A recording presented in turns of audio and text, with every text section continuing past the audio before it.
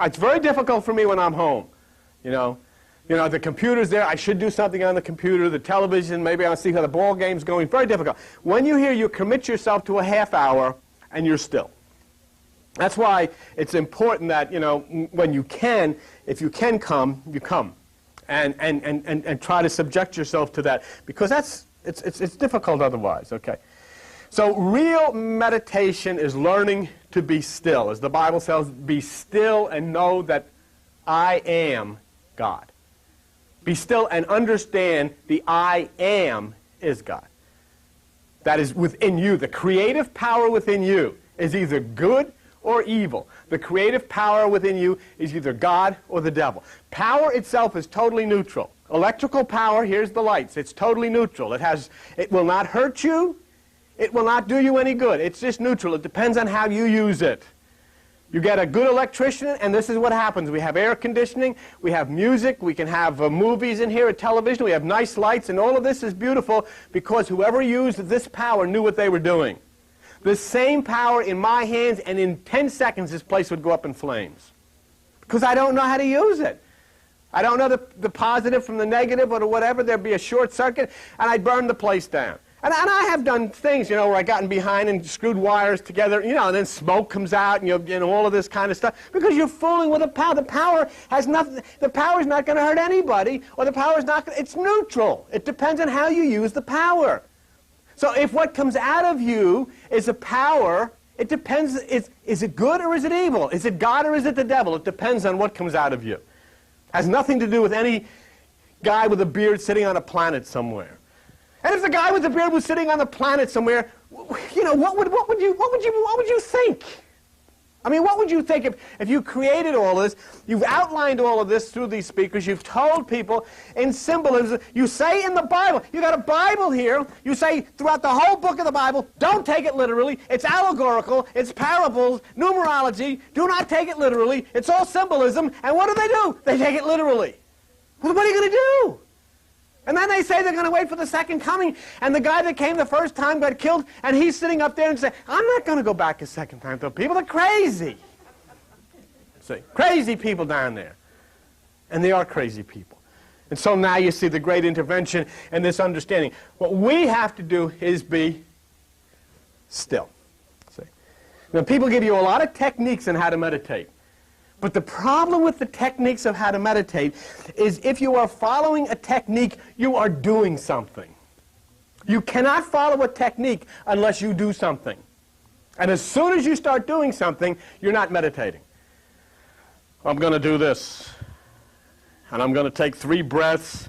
And I'm going to visualize a candle burning in the middle of a, what you're doing all of this. Your mind is doing all of that.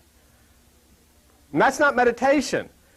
There's a great book, I don't know if you'll be able to find it, it's written by a 14th century Catholic monk. It's called The Cloud of Unknowing. An obscure book written by an obscure man. But it's an excellent book about meditation. And it takes you to the point where it only works if there is an absolute total consumption on your part into nothingness. And that's not that easy from the standpoint of achieving it, because if you stop for just 10, 15 seconds and let your mind sit, you'll see that your mind is like a monkey cage in there. There's things swinging back and forth and chirping and going on all the time because you've never allowed it to be still. Nobody ever told you. Even in church and religion, they say, God is where? God is here in my heart. But that doesn't mean with the heart. The heart means the center. It's here. That thing which we call God is in the center. It's here, but we've never paid any attention to it. Most of us never even knew we had a right hemisphere of the brain. Most of us never knew we had a pineal gland of the brain. Never understood these things because the church wouldn't allow us. They said that the man up here with the robe on will save you if you'll just do what you're told, get up when you're told, kneel when you're told, sing when you're told, put the money in when you're told, get out when you're told, come back when you're told. All this nonsense. Instead of understanding there is a need for a renewal to happen within each one of us. And that renewal comes very, very easily if we simply expose ourselves to this power. So the mind cannot be involved. Look at page 782 in those little Bibles that you have there, and look at the book of Matthew. And what does Matthew say? What does Jesus Christ say? Okay, Matthew chapter 6. Matthew chapter 6, and look at verse 25, okay? Take no thought, Matthew chapter 6, verse 25, for your life, okay? Look at verse 27. Which of you by taking thought can add 1 cubit? Verse 28, why take you thought? Okay. Look at verse 31, take no thought. And look at verse 34, take no thought. And Jesus isn't saying don't worry. I mean, if your paycheck doesn't show up, you worry. If the doctor says, listen, the tests are done, call me tomorrow morning and I'll give you the results. All night long you're going to worry. It's impossible. See? What Jesus is saying there, he's not saying don't worry about anything. He's saying take no thought for your life, which means take no thought. Meditate. Go in and separate from the thoughts of the mind so that you receive new information from that still small voice which is within you. You receive direction and you're able then to deal with anything that comes against you. Okay? And there's an interesting thing that's numerology in there. What the people of the East did in order to make a point, they involved numerology in everything. The number 5 means that which is the sacrifice, and it also signifies the 5 senses of sight, taste, touch, smell, and hearing. That's why Jesus took the 5 wounds of hands, feet, and side. Because when you crucify or when you shut down the 5 senses, that's the crucifixion of the flesh, and you do that in the meditation. And if you look at Matthew chapter 6, starting at verse 25, Jesus says, take no thought 5 times. And it's very important. That's a contrived way that the people of the East wrote. Take no thought, take no thought, take no thought. And he's making that to be number 5 because he's talking about the 5 senses and he's talking about the sacrifice of the flesh. You have to understand that meditation is the center, okay?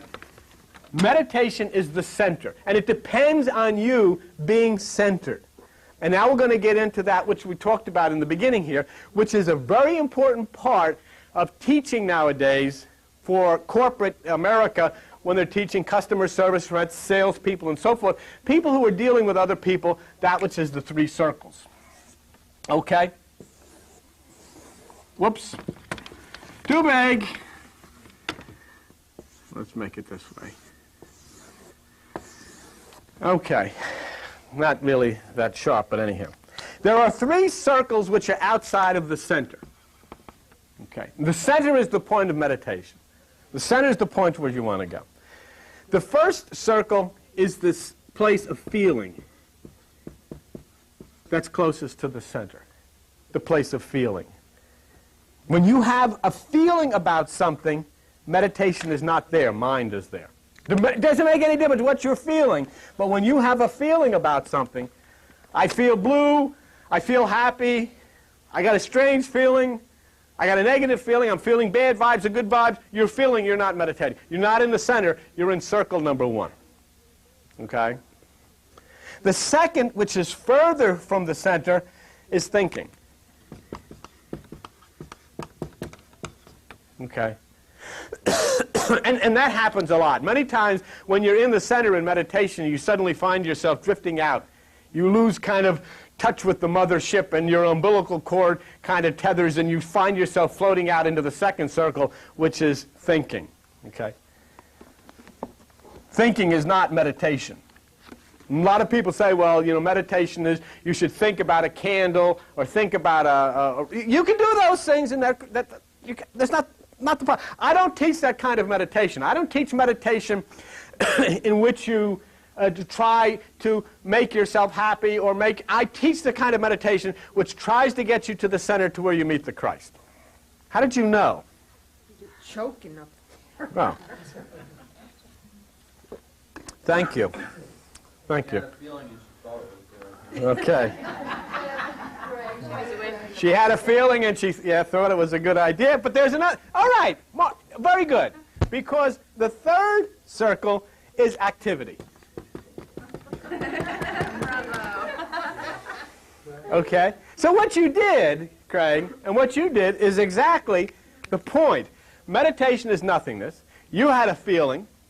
You thought you should do this, and you acted on it. Now, do you see where in corporate America how they start teaching people, don't be acting and being active without understanding what you're thinking, get in touch with your feelings, but start from the center. Okay? And basically, that's the essence of meditation. So the first thing as we look here that we have to consider is to move inward from the furthest circle, which is activity. Because we're out here. We're not in here. We're not in the center. We're way out here. See? We're trying to make a landing, a pinpoint landing, if you would. We're parachuting from the furthest point, and we're going to make a pinpoint landing. And the first thing we've got to deal with is activity. And that's the easiest one of all.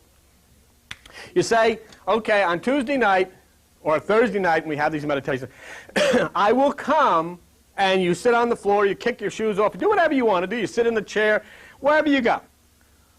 But you are going to change the activity that you had planned, and it is totally 100% under your control. There is no God in the universe that's going to make you do it or can make you do it. And if there is no God that can make you do it, that makes you God. So you then will create the activity. You are the God. You create the activity. You'll either stop or you'll continue with what you're doing. So that's the first thing that we've got to move. We've got to move with that outer circle and deal with activity. Sitting silently moves you towards the next circle and away from the outer circle of activity. Okay? Now, what the Buddha did was to sit in the lotus position. And you see the statue of the Buddha. The Buddha is in the lotus position with the leg. I like to sit in here and do that here when I do the meditation on Tuesday because I found it to be very effective for me. There's other people like Joan can't do it because she has a bad back. So she can't sit like that. And what I find lots of times is with the fact that the floor is concrete, there is a tendency for your leg to go to sleep. But I've learned a new Buddhic trick that when you're in meditation, you place your hands together like this, which forms an electrical circuit. And the energy then flows in a circle. The electrical energy flows in a circle. And I said that when your leg starts to go to sleep, and I guess this happens to all of them because Buddha told them what to do, separate your hand, put one hand on your knee and the other hand on your heel, and it goes away. And you know something? It does. And I've tried. It's really a funny thing, but it does. Okay? So that's what we have to do. The lotus position is extremely restful, and it's very scientific because the spine then is placed at a 90-degree angle with the earth, and gravitation is minimized. That's why it's a good thing, if you can do it, to sit in the lotus position. And your legs are crossed, your hands are resting on one another, or resting on your legs, then the body electricity starts moving in a circle. And that's why the lotus position was taught by the Buddha. And it becomes an inner electrical circuit, and the energy starts to move throughout the entire body in a circular pattern. So what we're talking about now is not hocus pocus. It has nothing to do with Christianity or Buddhism or any religion. We're talking about a scientific fact. The best thing that we can all do, and I've even said, I like to see people refer to God as it, and take it out of the male-female thing, and just it. It's a power. It's an energy, an intelligence.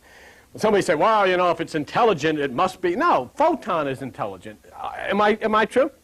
Photon isn't. You know what photon? Photon's a beam of light. And in a beam of light, it's invisible. It's the speed of light. It's intelligent. It'll find the shortest way. It'll create things. There's no time in photon. If you're in photon, the Big Bang, the creation of the universe, and today are instantaneous. So God could be, remember we were going to make bumper stickers, honk if you love photon. Do you remember that when we were doing it? But it's true. That's what it is. So as your electricity then starts to moving in a circle, you become the center. You become the center of the circle, and all of the energy begins to move around you. See? And your consciousness then rests in this electrical energy. That's the purpose of the lotus posture and why people use it. Okay? And that's also the way we can start using activity to move from this outer circle and start moving ourselves into the inner circle. And I'll tell you something, I don't care how much of a born-again Christian, how much of a good Jew, or whatever you are, nothing is going to work unless you start doing this and start moving the brain waves down to the cyclic rhythm of the brain waves down from beta to alpha. So you got to go from beta to alpha to theta to delta. If you don't, you can forget about it. The Holy Spirit, absolutely forget about it. There is no Holy Spirit unless you get out of beta and move into alpha. It doesn't exist. It's a very scientific principle. When you get those people up to Jankowicz's backyard and they're all seeing Mary, sure they are. There's no doubt they are. But how come? Because the brain waves, because of this meditation they're into, the energy is starting to move, and they're starting to move out of beta down into alpha. And it opens the visionary process. When you get down to theta, you cross over into the right hemisphere of the brain, and when you get to delta, you're gone. But you have to. It can't work any other way. But unfortunately, the part with Christianity that is so bad, they know nothing about this, and the entire religion is based in beta. It's all emotions. I mean, even the music, and we used to be into it hot and heavy, you know. The music is banging, the tambourines and banging, and I'm going to get to heaven when I see Jesus, and everybody's jumping and shouting and jumping and carrying around. And it is totally emotional, which, you know, is not, see, this thing is not a social thing. It's not a thing of a group type of entertainment. This thing is an extremely private, personal encounter with you deep within yourself. So it has to be silent. And as the Bible says over and over again, be still. God lives in silence. The Lord is in his holy temple. Let everyone be silent in his presence. And when you're silent in the presence deep within you, then your brain waves will start to move from 26 down to 16, down to 8, down to 4, and you'll move from beta to alpha, then into theta, and on you go. What can happen? I can tell you what happens. You get down to delta, what can happen? We've seen it on television where Buddhist monks would sit in meditation. Oh, they would take them, and they're practically naked, and they would take these ice-cold sheets stuffed in cold water and put them around their bodies. And we saw it on television, remember? And suddenly you see smoke from these things. Smoke would actually come. They'd be pressing the sheets on their back, and they dry them. Do we see it? I don't know if any of you saw it on the Discovery Channel. This is the power of the mind. That's why Jesus Christ says the kingdom is within you. What's possible to do? Nothing if you're going to sit there and just activate the left side of the brain. Nothing is possible. I mean, all that's possible is religion and war, which are the same thing. There's not a whole lot of difference between religion and fighting. Okay. So you've got to move inward, and the way to move inward is to start understanding circle number 2, which is thinking. And what did we see that Jesus said to do? Take no thought. Here you've hit the activity circle. You decided you're going to sit still for a half hour, and you're going to try it. Fine. You've dealt with the outer circle. You move into the second circle, and now you get to the point of thinking, which is take no thought. The way to move around thoughts is to watch them. Just watch them. And you've got to tell your mind. And I talk to my mind when I sit here. And I say, now look, I mean, you know you're you and I'm me. And all of this crap that you're going to parade in front of me while I'm sitting here, I'm telling you right now, that's you. That's not me. So I watch and I just let it go by. It just goes by. And then it becomes less and less of me. And every so often I'll get maybe a minute, maybe sometimes 2 minutes of absolute nothingness, nirvana. Not constantly, because your mind is, you know, it's pulling at the door because it wants to get in, and it's going to, you know, you're going to see faces and all of this crazy stuff. It's all mental. But as you sit and you start to take yourself away and not judging the thoughts, not evaluating the thoughts, not getting involved with them, just watching them. You know what Buddha called it? And he dealt with this. He called it U-P, let me get it spelt right, U-P-E-K-S-H-A. Upaksha. And you know what it means? It means indifference. Indifference. In other words, I get thoughts, I'm indifferent to them. I'm on the curb, my thoughts are a parade. Here they go, how good, off you march. That's a discipline. Say. And it's something that you do because a lot of people will come into meditation and they'll say, oh, my mind was all over the place. Certainly it's all over the place. There's nothing wrong with that. But as you start to learn, you become indifferent to these things.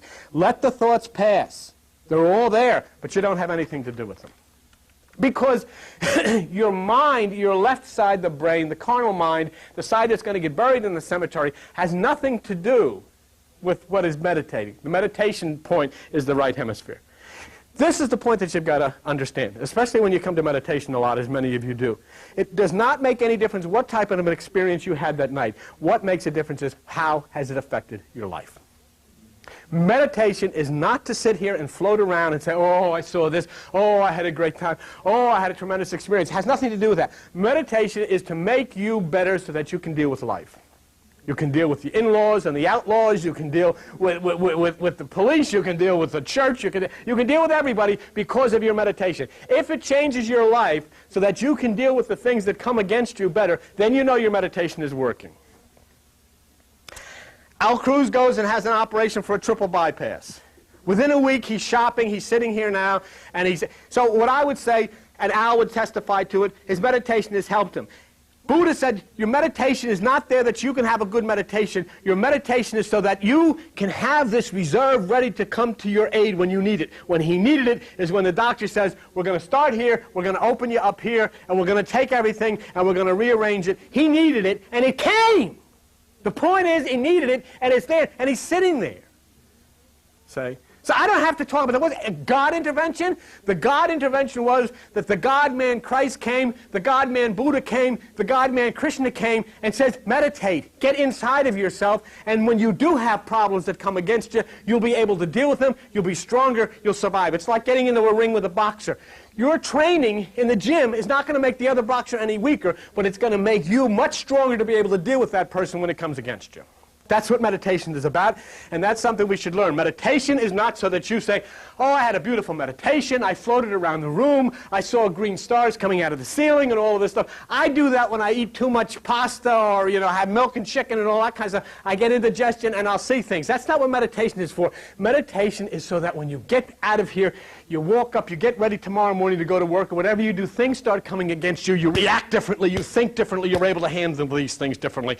It's not that the things that come against you are any less, but that you're much stronger in dealing with them. That's what meditation does. And that's what Buddha taught 3,000 years ago.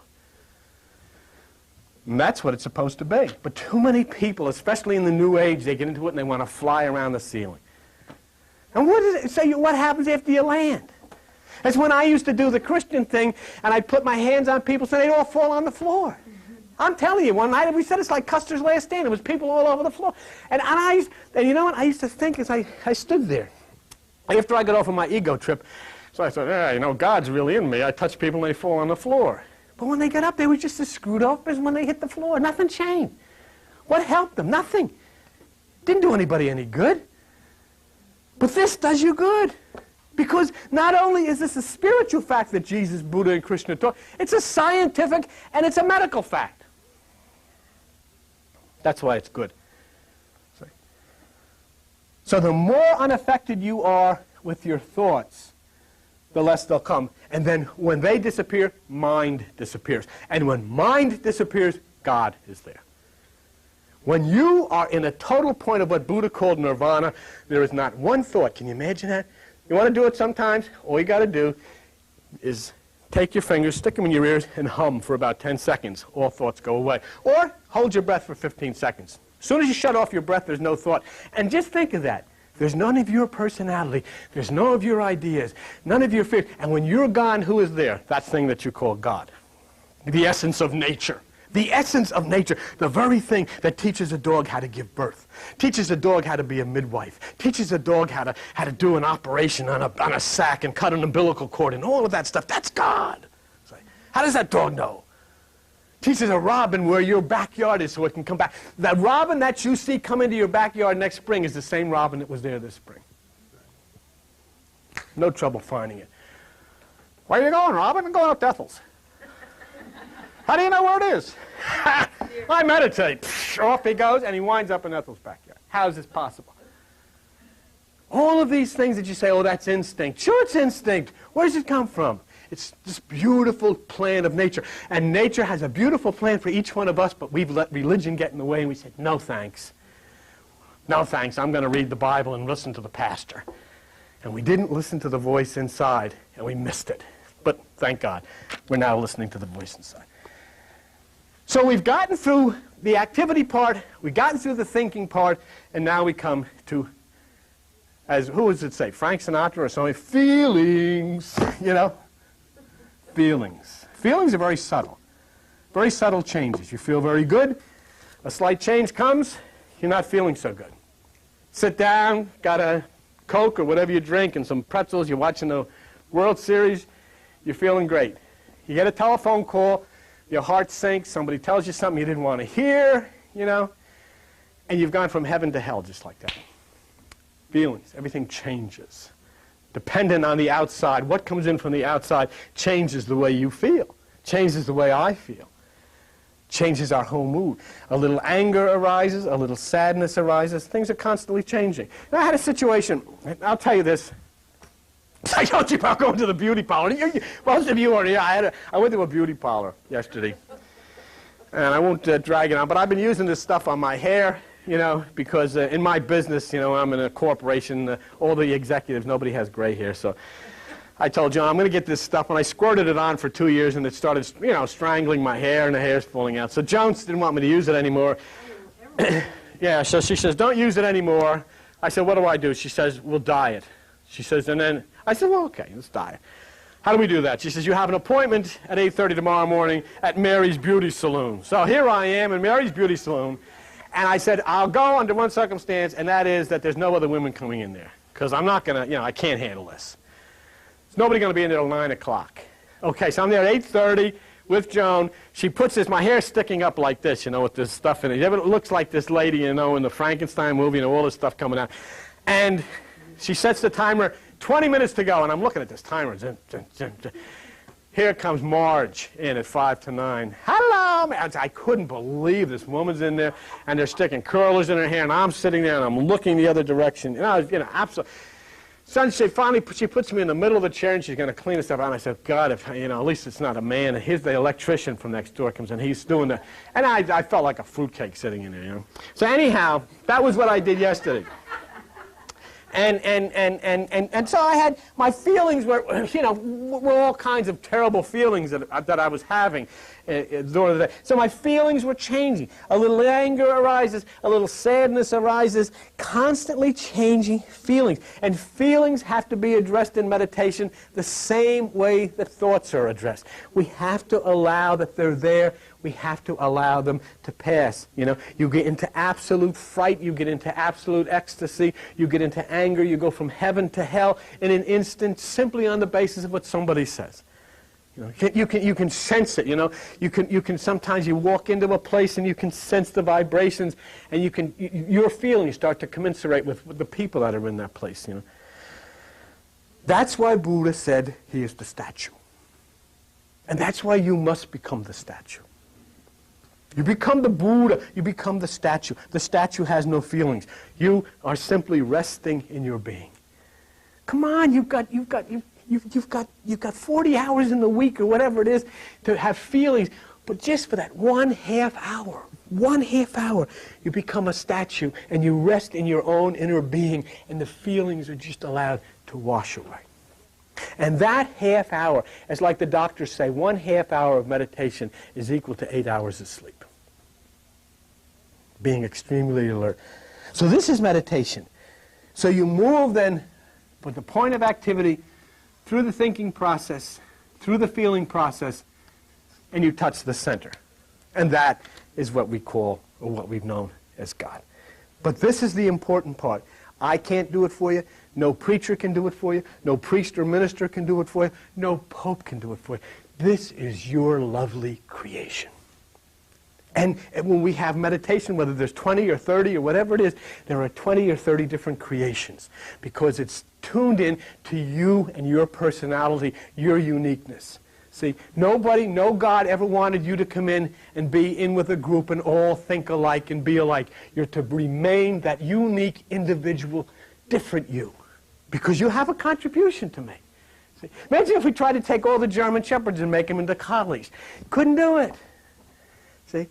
You are unique. You are different. You have a special trait, and therefore that which is created is giving you an opportunity to use your uniqueness and be that really indelible you. So that's your meditation and your creation. And then the purpose of the meditation is so you can move out of here, move into the world, and contribute to it. Contribute to it because you're no longer going to be thinking the way they do. You're no longer going to be thinking like the military. The military is in existence simply for one reason. The military is in existence to make murder patriotism. Make murder patriotism and get everybody to salute and march and agree this was a wonderful thing. You're not going to think that way anymore. You don't want anything to do with guns. You don't want to hunt animals anymore.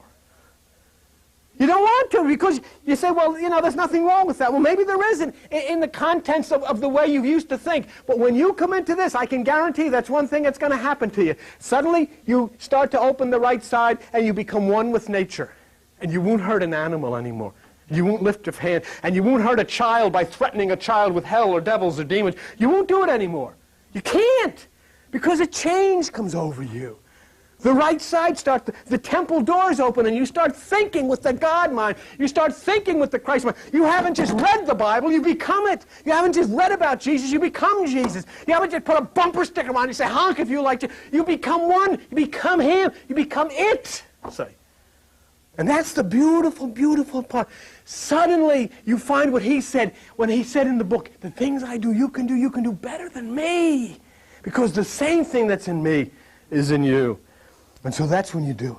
And you can use the 3 circles instead of the 3 circles using you. You use the activity. You understand the thinking process. You use the feeling process to get into the center instead of letting the feeling and the thinking and the activity control your life. That's the key. That's the point. You use your mind instead of your mind using you. Right? There, see, in other words, you become the driver. Instead of the vehicle driving you, you drive the vehicle. You direct your destiny instead of allowing chance to direct where you will wind up. And yet I'll tell you something. When you start creating out of meditation, things happen. All of a sudden, it's not that you say, I'm going to do this. All of a sudden, the opportunity is there. And you say, you know what you do? You say, I never thought I'd ever be doing this. I never thought I'd ever be doing it. I never thought this would ever happen. Not in a million years would I have ever thought this would ever happen. That's what you're saying on the television with the guy signing with the Palestinians, and he's saying, I never thought I would sign such a thing like this. It's important to know the 3 circles so that the meditation is not just when you come to the longer meditation time. Everything becomes a meditation. Activity becomes a meditation. Thinking becomes a meditation. Feeling becomes a meditation. You want to have a meditation? Go to Atlantic City. Go to a casino. You won't think of anything. I mean, you're transported into an entire different world. And you feel good. You get caught up in all of it. For a half hour, all of a sudden you get all excited. And you're feeling good. And you get in the car and you go back up and then you turn on the radio and you get back with the people you've been hanging out with and everything is going right down the toilet again. That's why people go down there. They act out this fantasy.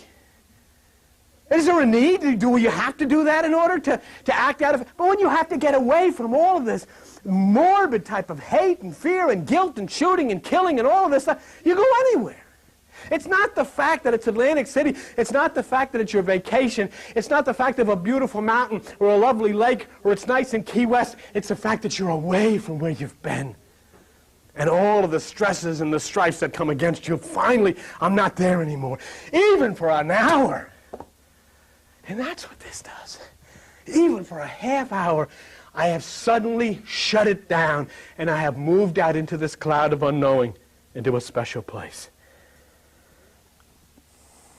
Without being anywhere, you have been a slave and I have been a slave to those 3 circles.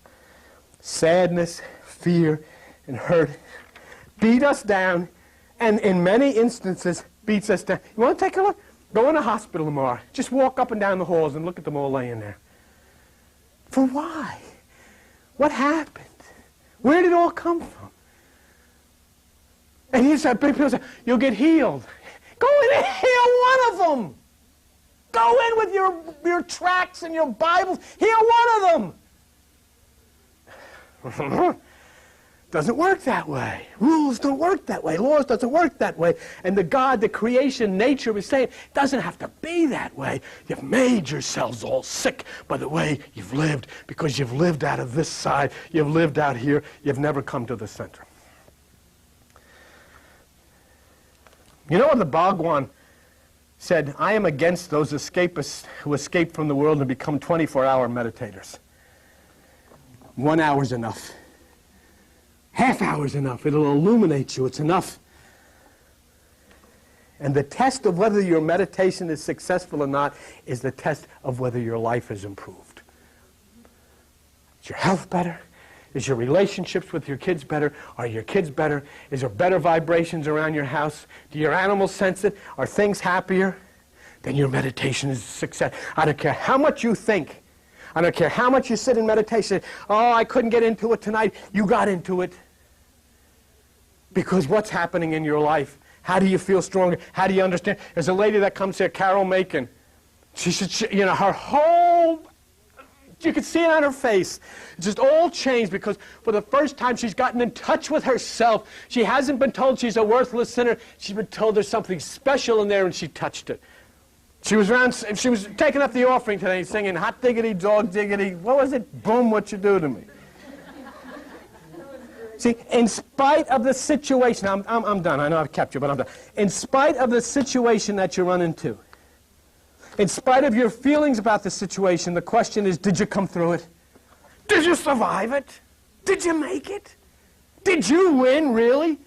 Even though you thought you were going to lose, did you win? Did you send out a dove, and the dove came back with an olive branch and said, hey, I'm still standing. Look at all the crises in your life that was going to do you in. Here you are. You made it, in spite of it all. Were you protected? Did it come out right? And constantly meditating, constantly praying, constantly reading the Bible is like preparing for an examination and never taking it. You got life to live. Meditation is simply to prepare you so you can go out and do the job, do the work, raise the kids, go to work, do whatever you do. But do it from a whole different and higher perspective. Do it from the center instead of doing it from the, you ever see these guys come on television, love the Lord with all of your, how could you love? What am I going to love? Gas somewhere? I don't even know what it is. Instead of understanding that when I say I love the Lord, I love the very center of my own experience, and I want it to be better, and I want it to contribute, and I want it to help, and I want it to do good for people. Meditation prepares you for a life experience. And so you can go into life, and meditation will go with you so that you react properly in any set of circumstances. Meditation is an exposure to that person that you've been called God, which is the center of your own being. God then can give you what you're supposed to get. So go forward into life and do the meditation. And then you'll hear what Isaiah had to say in Isaiah chapter 30, verse 21. And there you shall hear a word behind you saying, this is the way, walk in it, when you turn to the right hand and when you turn to the left. And you will hear it. You will hear it, and you'll know what to do. Just as the dog knows how to give birth, just as the seagull knows when it's time to head out from the sea and back to land, just as the robin knows where your backyard is, just as the Canadian goose knows where Acapulco is, you'll know. Just like a pilot who flies in a thick fog over Kennedy Airport and knows right where the runway is because he focuses on that beacon. Quick, just put it on record. Wait 1 second. Just record. You don't have to make it play. Just put it on record. It's on? Okay. Well, that was us. Just in all, you plug into that beacon which is deep inside of you, and it will guide you to the runway. It'll guide you to where you want to go. Always understand one thing. Nature understands this. People don't. Begin to understand nature. The one way to understand what we call God is to get a book about nature. Begin reading it, about the animals, about the birds, about how they do things, about instincts.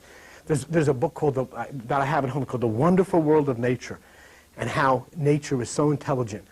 And the reason is an animal doesn't have a choice to say, I'm not going to follow my instinct, I'm going to do this. It follows it because it has to. But we have a choice. And the Bible says, I set before you a choice. Life or a curse. You decide. And we have chosen, including religion, we've chosen the curse because we didn't know about the beacon. We didn't know about the pineal. That bird finds its way to your backyard because it's touched to the pineal gland of the brain. A bird has a pineal gland of the brain, am I right? An animal has a pineal gland. A migrating animal touches the pineal gland and it takes it right where it should go. And nature never tricks it. It never sends it in the wrong direction. We go in the wrong direction because we don't know of the pineal. The ancient says it's atrophied from non-use because religion has scared us away from it.